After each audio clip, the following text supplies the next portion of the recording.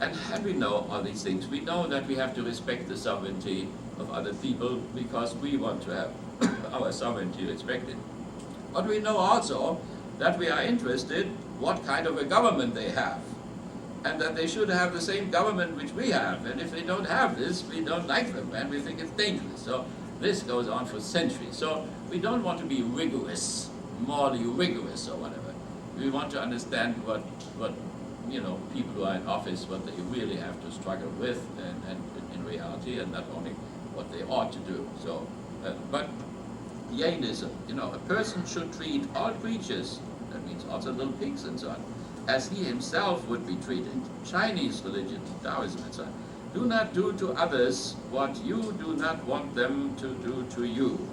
Or here Buddhism, a state that is not pleasant or delightful to me must be so for him also. And a state which is not pleasant or delightful for me, how could I inflict that on another? Well, good question.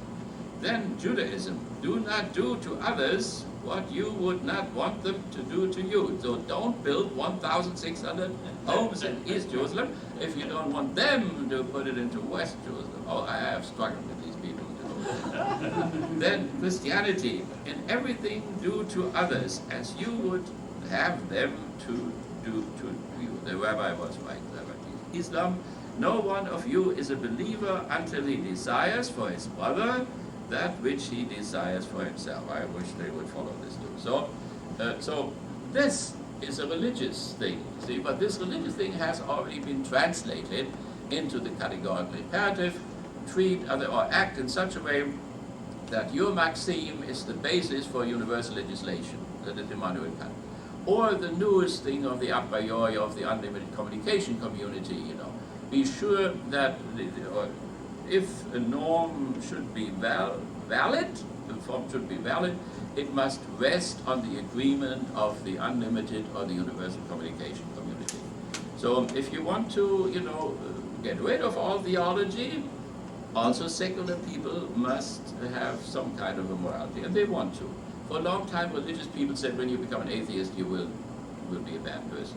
I know a lot of atheists who are much better than all the Christians together, so therefore it's not true. But they have to find, morality, and they have no theological basis. So they have to find a new basis. And since Kant, they have tried that. It's 200 years, and it is very difficult. It is very difficult because you have no motivation.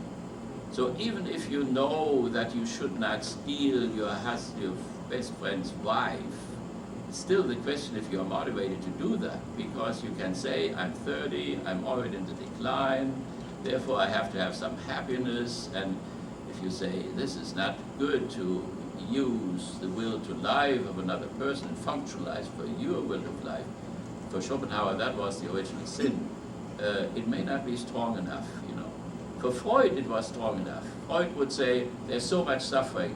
If you commit adultery, you produce pain for your partner, pain for you, for your children, her children, and so on and so on. So we have enough suffering. But the question is that really motivation for everybody when you really like to do something, and of course there is no transcendence any longer for secular people, so there is no otherness, no other world, no life after life or whatever. So everything is concentrated on this time, on this short time now, and there you want to get it on. And so secular people have a motivation problem. They're very noble people, and they have found ways to find out in secular ways what is good and right. So if they discuss abortion, for instance, in a completely secular way, they will say, we need the agreement of the universal communication community, and that includes the victims, particularly. So the 1.5 million embryos would be the victims. Now they cannot talk, so you need an advocate. So the advocate will talk to in their name and will say, you put me into life, and then 3 months later you annihilate me again. It's not a very rational behavior. And therefore, if one would come to the conclusion, that this would be irrational, or you don't get the consensus of the possible victims, then it would be bad to do that. If on the other hand, the little MPO said, well, it's good that you're kneeling me because I would have grown up on the north side over there, the Douglas Road, and that would have been a very bad thing. So it's better for me to disappear into limbo. But now the limbo is cancelled, so the Catholics cancelled it, having it go. So therefore, we don't know where they're going. They would have, together with Plato and Aristotle in the limbo, which was a tiny little pre-hell, so to speak. It was not so bad as the other part, but it was bad enough. So nevertheless, now they don't know anymore where they go. So this is how a modern secular person, or let's see, we want to protect ourselves against attacks from the west or the east, atomic rockets flying in, and we would have that Reagan protective system up there. Well, it would cost 100 million Americans on the west coast and east coast their lives. And we would say, well, you 100 million, you die, so the other 200 million or 300 million can live. Well, if those 100 million agree to it, then it would be okay. But if they say we want to live too, and we think the other 100 million should die, then we have a problem. So this is how modern people argue, and then they can come, to satisfactory. It is not an absolute. It's not an absolute type of ethics. It's always situation ethics. But they could come to a satisfactory thing that one can do this or cannot do this. So, but the motivation still remains important. So I want to conclude with this idea that we continue as we have these problems. The sixth state has now allowed homosexual unions, and of course the Torah is against it, and of course the New Testament is against it, and of course also the Quran is against it, and sometimes with death penalty. And so on. The book Leviticus and the story of Gomorrah and Paul's argument that homosexuality is the result of atheism, then man turn to man and women turn to women, and so on. It doesn't sound good, the whole thing. So I think I have a son who is homosexual, and I love him very dearly. And I would tell him that he should argue in secular terms. It is hopeless to argue in religious terms. So, but in secular terms, in terms of human rights and civil rights and equality among people, the argument can be made. And so it has to be done in a secular way. And there are many ways. The issue in Jerusalem cannot be solved in religious terms. You cannot have two people who both got the same land from the same God. It will not work. So, secular forces like the Quartet also have to interfere and have to send troops there in order to keep apart and establish two states. It will not go in the religious way. So, and the rabbis agree to that as well. So, that we keep open the discourse on both sides, whatever comes up, this homosexual thing or whatever. That we give religious people entrance. The state is neutral, but the state has to secure the rights of religious and non-religious people to entrance into the public sphere and to argumentation. The religious people have to translate their language from their sentences from mythological language to scientific language, which is an imposition, but we cannot help it.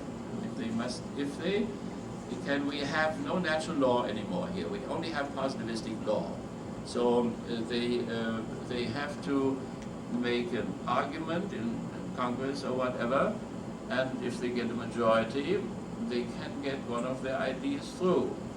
And then it will be enforceable, it will be a law, and so on. But the procedure has to be protected by the neutral state. If they come through with this, it's a majority decision which has to be respected. So, and behind this formal thing that we have discourse with each other, there is this other principle, and the question is how acceptable it is to people. And that is that we will continue to secularize. The fundamentalist opposition to secularization will not work. A fundamentalist is a very good person. It is not right, to use it as a bad name or whatever. A fundamentalist is, first of all, a modern man. We had no fundamentalism in the Middle Ages. We have, like nationalism, these are all modern phenomena. A fundamentalist is a Christian or Muslim or Jew, or there are fundamentalists everywhere, who have been hit by the Enlightenment and suddenly have the feeling that everything is swimming away. So on one side they say, the world is 3 billion years old. On the other side is 6,000 years old. On one side, we separate from the chimpanzees 7 billion years ago. On the other hand, we were created, a few thousand years ago, and so. And that was up to very recently, up to the 19th century, people believed all this. So the secular thing will go on, and the fundamentalist is a man who is hit by this and becomes insecure. He loses the center. He doesn't know anymore what to tell his people in very much detailed things. I get sometimes phone calls. A mother called, my daughter is 12 years old, should I put her on the pill?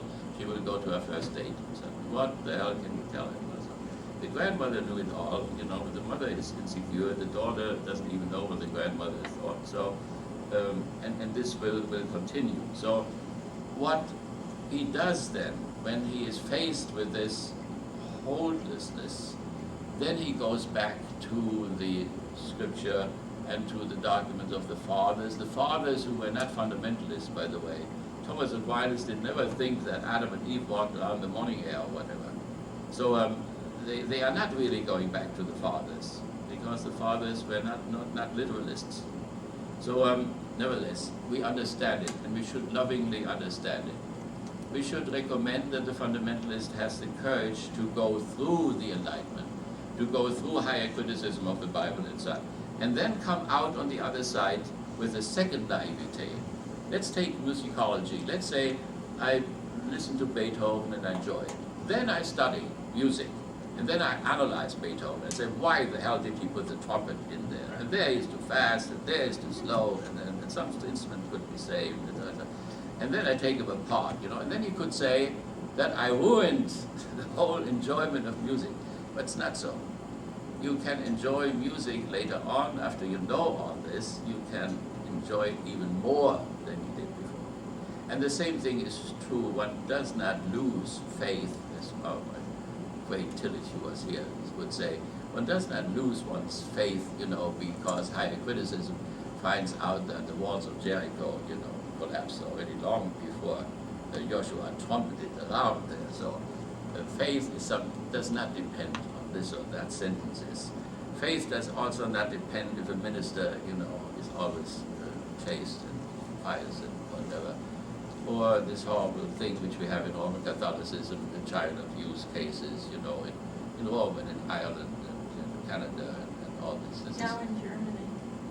Germany, right, 2 weeks ago again. So it is everywhere. And of course the secular press also, of course, gets into the whole thing.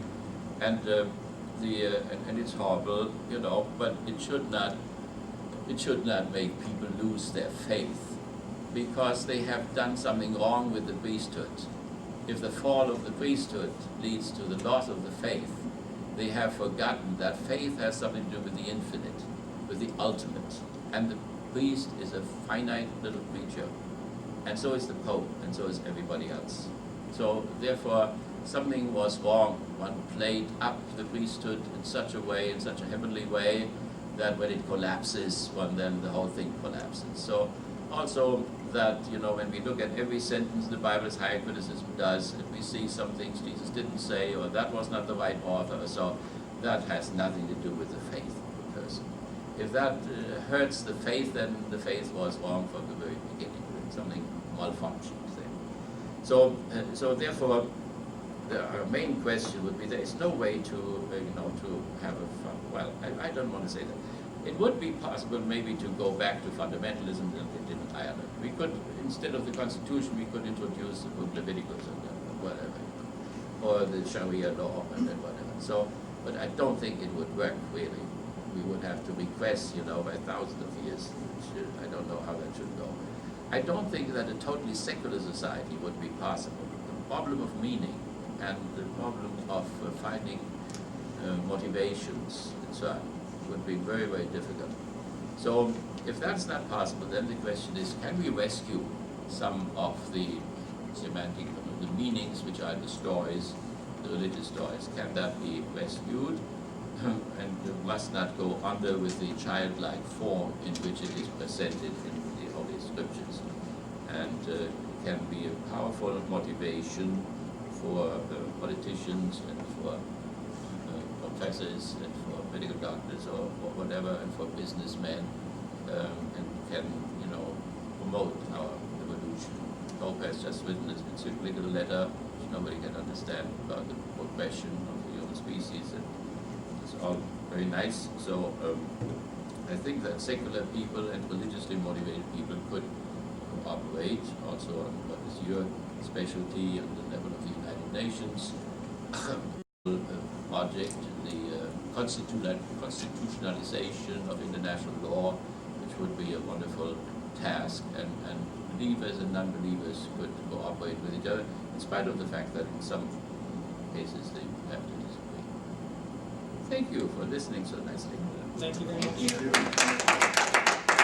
Questions for Dr. Siebert? You know, I think that they never proved that those planes are the reason those buildings fell down. Yeah. There are some of these reasons, I know. There has been research that they were wired to fall down, just like a demolition. Explosives, yeah. And they had a chance, a new owner came in, the building was closed, security dismissed, and I have a brother that works in demolition. We talked over this theory after I got it, you know, a DDD. All the engineers that worked on that building said it could not fall down from being hit. And besides, 2 buildings were hit and 3 buildings fell down. Why did the 3rd building just fall down?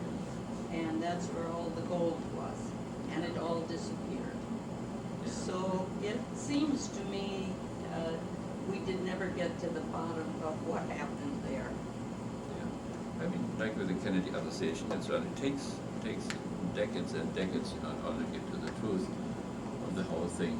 I just think, if the government would have done this in any way, it's a very complex thing, and you have to have a very smart government to do that. Hitler did this. He burned the Empire, the Diet building down in Berlin, Yes. in order to start the attack of the communists, and he blamed the communists, sad mental problem that we had, and made Well, it's him. the same thing. Yeah. Look, they're coming after us. Yeah. Fear, then. We must prepare to defend, and that was the Pearl Harbor that they needed Yeah. to make an excuse to go and But you start see wars. that something was the function of something does not mean that it was intended. They may have made use, the administration may have made use of this, but that would not prove yet that they have initiated it. So I wait, for further things, but I'm inclined to say that the government did not intend it, but when it happened, then it was used against Afghanistan and without any connection against Iraq, because Saddam Hussein had warned us, maybe a year earlier, that such an attack was coming. And that one Al-Qaeda man was in a hospital in Baghdad is not proof that their government was in connection with it. So, Curtis? Yeah, I have a question on your World War II. did we answer you? No. No, I So we just, leave it open. We leave I it don't open. believe Yeah, that Right. That these bombers did it. no, I don't believe so. Yeah, I have a question on your World War II. Yeah. When did you hear about Bonhoeffer? Oh, that was very late. I did not hear about Bonhoeffer during the war, only afterwards. I knew there was a confessing church, and I wrote a book about my pastor. So my father died from cancer when I was 11, and he became my father, my substitute father. So I went with him through all that suffering. He was beaten up by the Gestapo and all this. So, and my pastor in my parish in Frankfurt there, he was tremendously influential, and is still today. And so I saw this unbelievable suffering. He was some kind of German nationalist. He had been 4 times wounded in the First World War, and so. But when this fascism came up, that he could not go along with this, and he resisted it. And so I thought, that all Christians in Germany were that way, like my parish, but it wasn't. It was just 1%, who were really opposing. Hitler marched into Russia with 3 million men from all European states. That means all the states which are now the European Union, sent troops, SS troops also, Dutch SS, Belgian SS, Croatian SS, the whole continent was marching with Hitler. And that means they were all baptized. They were all either Catholics or Protestants. So, and Bonhoeffer belonged to a very small percentage of people who resisted Hitler. But I didn't know about the confessing church. I just knew about my own church and my pastor, and I was with him in all of this. And that's why they made me an anti-Nazi, the Jewish agents in Norfolk. But Bonhoeffer was wonderful. He was here, he was supposed to stay here. And then went back. He thought he would, not be himself if he would betray and not go home. And I went to the place. He had a seminary in secret, somewhere near. I taught in Rostock. It is close to Rostock. When they were still communists, I taught at the Protestant theological faculty in Rostock. And there I went to that place, the children's home today. They had seminarians there, and they were attacked by the SA and so on. So suffered a lot and died very heroically in the end, naked, hanged. But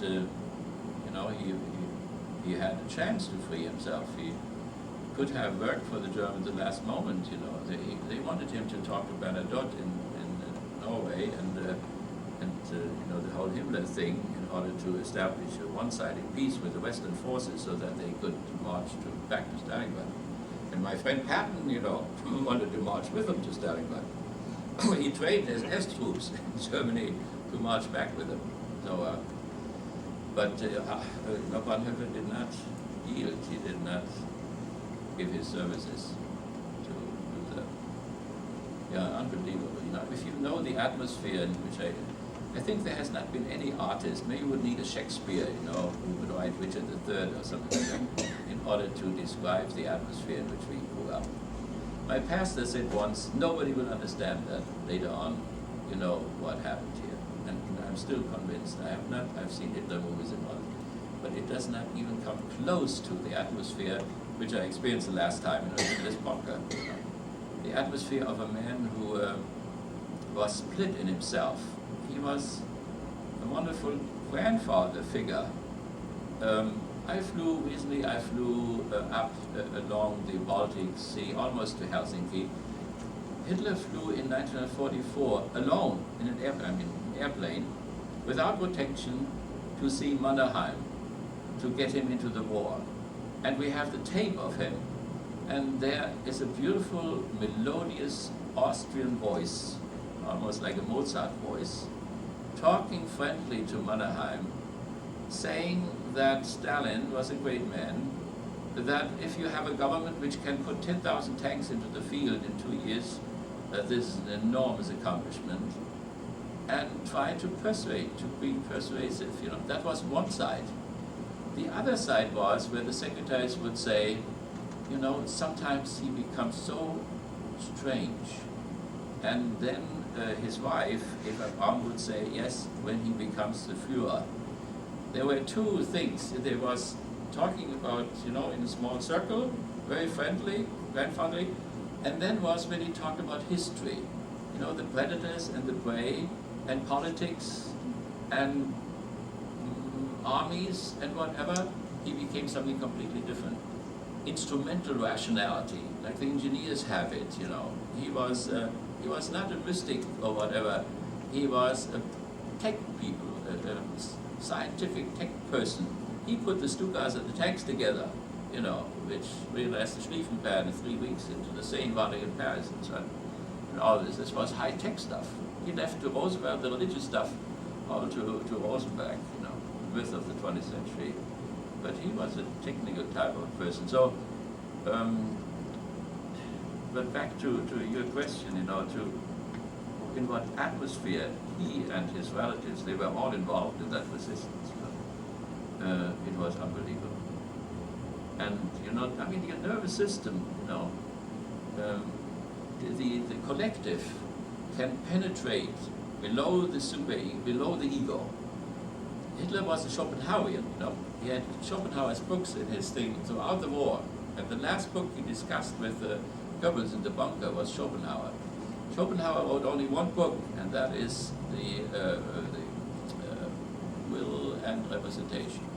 That means it's the same will in us and the ants and whatever, and then the representation, the ideas, and so on. So, and he, by studying the will of life in us, which is only in each of us. See, I do not know what the will to life is in you, except you tell me I need a cheeseburger now, or whatever, you know. You open your mouth and I know you're hungry or whatever. But otherwise I don't know the will of life. Each of us is closed up in himself, you know. But he was able, through his rhetoric, and he knew the German language very well, to get below the ego, like advertisement very often does, you know, to the real need system in us. And it was a magic, you'd almost say a magic power which he had over people. And it spread all over the place, you know. That means all those who spoke in his name, in every village or town or whatever, it was the same unbelievable power. So that discourse, you know, didn't work. That all discourse was undermined, you know, by this direct reference to the will of life in the masses, you know. How he talked to the masses, how he was in contact with them, you know, was an unbelievable type of a thing. And so I hope, you know, it's not only a German thing. Unfortunately, it's not only a German thing. You know, it spread at that time all over Europe, and it can spread anywhere. I saw a few days ago, I saw a man sitting on the street, and he had some kind of a sign of health insurance or whatever. He could not walk. He had some kind of an illness. He said nothing. But people around him shouted at him, I think Tea Party people or whatever, and threw money at him. That's fascism. That's fascism. You don't have to write books about it, but that is fascism. Fascism means, you know, that you have that hate for the weak, for the Riefenstahl, you know, made that movie about the Olympics, 1934. That after Hitler was dead, she was still a fascist. She would go, when she was 80 years old, she would go under the water and take pictures of sharks. Because the shark is this unbelievable killing machine, which has survived the saurians, you know, these big guys there who were annihilated 250 years ago. So, and the strength, the power. She went to Africa, and there she took pictures in the tribe, only of the warriors and the wives of the warriors. Never an old man, never an old woman, never a sick person. That's fascism. It is to have a bias for the strong, for the powerful, and for the healthy one, and contempt for the rest. You know, Hitler just didn't make it to the old people. You know, he started with the insane people. My bishop in the diocese, he protested to the culture minister and said it smells so strangely around Hadamar, the town where they did it. And then he heard, you know, that 150,000 had already been, by putting air into the veins, had been killed. And I thought for years and years that the bishop had been effective. He was an old little bishop. He just prayed his rosary, nothing else. But he wrote that letter, you know, and it didn't help at all. He killed another 100,000 afterwards. And to resist this, I worked as a miner. You know, I had interest for the workers, and I wanted to see how workers live. And so I worked at the mine, and I worked in car factories, and so. And so the guy who was my advisor, whatever, the head of my unit there in the mine, he had a son who was 40 years old and behaved like a 4-year-old one. And so the Nazis came to him and said, look, your daughter cannot marry because she has to take care of her brother, and that is a waste, you know.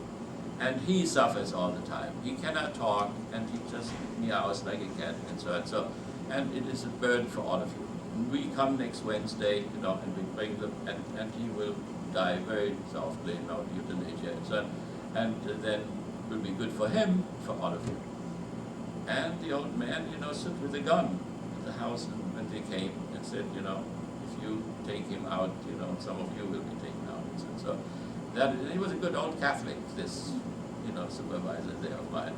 So that is the confrontation, you know. That's what fascism means. It's not no hair on the head or a swastika there or whatever. They can do without all of this. It is the predator which is the fascist. And the sad thing is, it's in all of us. I stood where I was in Kiev, and there were some Russians in front of me, and they wanted to have a ticket from the Lufthansa. It took them hours to get that ticket, and my nervous system and my blood pressure went up. And then, when they were all through and had the ticket, they suddenly turned around and said, "This is the wrong ticket." And then Hitler came up in me, and I would say, you know, what the hell, no wonder it doesn't work with you under capitalism, it doesn't work under fascism, it doesn't work under communism, it never works. When I then flew over the Ukraine, you have this beautiful black soil, and you ask, what the hell have they done with it? This is all fascism. I have to go there because those losers, they cannot do anything with their lands, that's it. It's a fascism is an unbelievably powerful thing. If you're just impatient, but. Yeah, right. Well, No, I just, I sense through all of that you still remain an optimist. yeah. These issues that we can work through. But you see, in terms of religion, you know, it helps really to, if you read a psalm or whatever impulses you have in yourself, like these fascist impulses, you know, you have a certain way to objectivate them, to become aware of them, and also to modify them, to sublimate them, you know. And I wouldn't know without transcendence, you see, without transcendence the ego loses its sovereignty. And then when the stimuli come from outside, and particularly the impulses from inside, from the Freudians about the id, so the will to life, then you have the phenomenon of ego weakness, and a lot of people since the 20s, and that has been discovered, have that ego weakness, and then, you know, and specifically in terms of that fascist impulse, we have radio stations, you know, television stations who would titillate these impulses, you know, and in a demonic way, and they have a huge audience, you know. You had here in town Father Coughlin, you know, who was a priest here in town and then went to Detroit, and he was a Roosevelt liberal, the New Dealer, and then went to fascism. And in the 30s, he had 40 million people listening to his radio station. It was very influential. He was a friend like Henry Ford. Henry Ford got a decoration by Hitler, and was a fascist himself, and so was Father Coughlin. And over Goebbels, he, you know, told Goebbels that the country was ready for fascism. They should just play down their anti-Christian propaganda, and it would be okay. And then Hitler went before the diet and said, we have to change our propaganda toward the United States. There are obviously masses of people on our side. We just shouldn't talk about Christianity so much, and it will be all okay. And he was very successful. So what I want to say is, you know, that all nations, particularly in crisis, very easily fall for this temptation, you know, including things like revenge, you know. Hitler was full of revenge against the West, and he was a thief in terms of the East. He wanted to colonize the East, like the British had colonized India, like we have colonized Central America and South America and the Philippines. And so the French and the English had, and the Germans too, colonized Africa and so on. And this is how these wars came about. And so in crisis moments, you know, and we are in a deep, deep crisis, you know, it's not only a normal depression now. And then impulses can come up, you know, and how do you master them?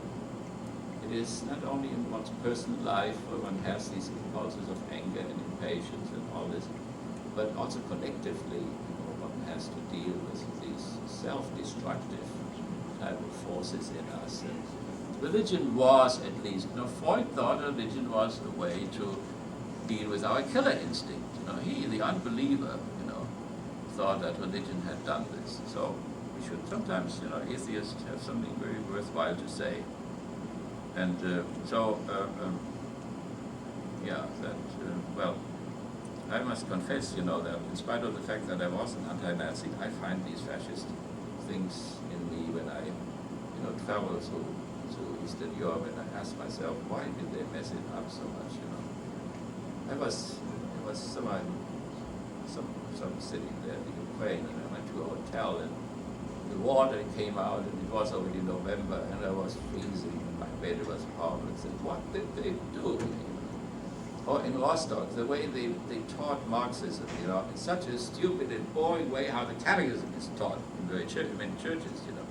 And I said, how can they, you know, ruin this literature in such a way? So one gets these impulses, you know, and then the question is, how do you deal with it? There are other ways than religion. I mean, if you're a good psychoanalyst, you can do it too. If you're a humanist, you can do it. But religion was one way how people dealt with these inner forces, these inner demons, which we all have.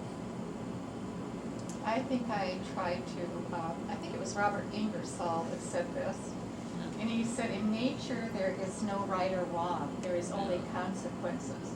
And that seems to bring it back to a real point of simplicity to start working from Right. a little bit. But I think that was Ingersoll, maybe someone knows. I don't know if any of our students have any questions for you, Dr. Siebert, before we formally conclude, just to give to, any questions?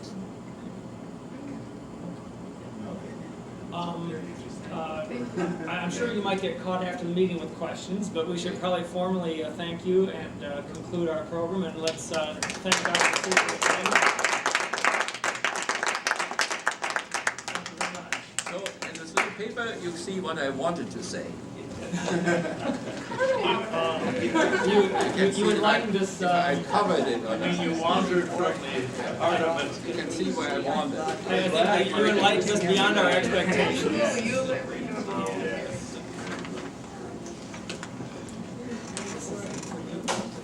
Wonderful. Oh, this is, thank you so very much. This is beautiful. Yes, I will honor this. Everybody.